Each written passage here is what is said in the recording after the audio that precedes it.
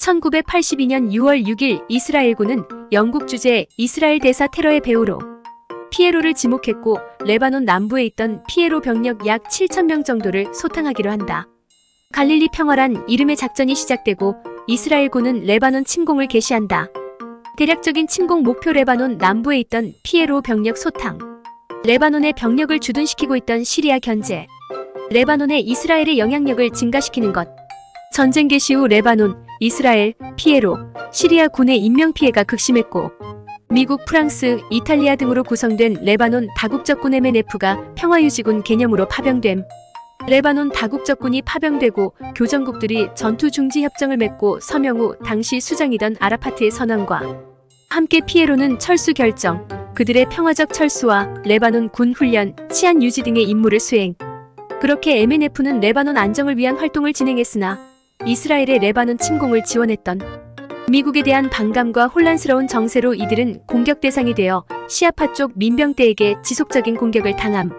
1983년 10월 23일 레바논에 주둔하던 미 해병대 막사의 테러 공격 발생. 미 해병대 이사단 일대대 베이루트 해병대 막사 폭발 방식은 차량에 폭탄을 실은 자살 공격. 해병대 막사 공격에 사용된 폭약은 TNT 1만 2,000파운드 약 5,400kg에 해당하는 양으로 측정됨.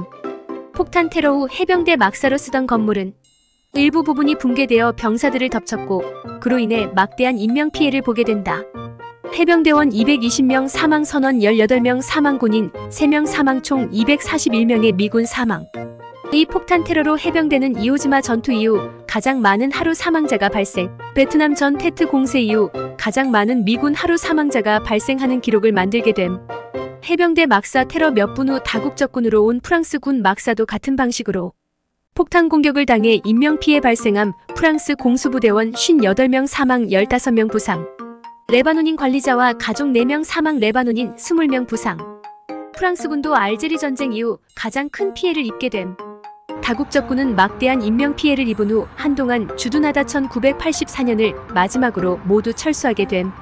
당시 큰 인명피해와 부담감으로 대규모 보복작전은 레이건 정부에서 실행하지 못함. 이 사건의 배후로 이란이 지목됐고 최종적인 공격은 헤즈볼라가 실행한 것으로 판단.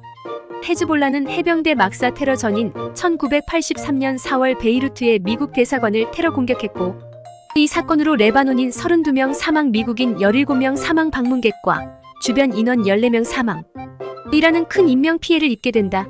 이 대사관 공격과 해병대 막사 공격은 당시 이슬람 지하드란 이름의 조직이 실행한 것으로 이들은 헤즈볼라의 전신이며 이란의 배후 지원을 받은 것으로 확인됨. 이스라엘과 헤즈볼라 전쟁 중 2024년 9월 20일 이스라엘군 F-35의 공습에 사망한 이브라임 아키리. 미군 막사 공격과 이후 여러 테러의 핵심 인물 중 한 명.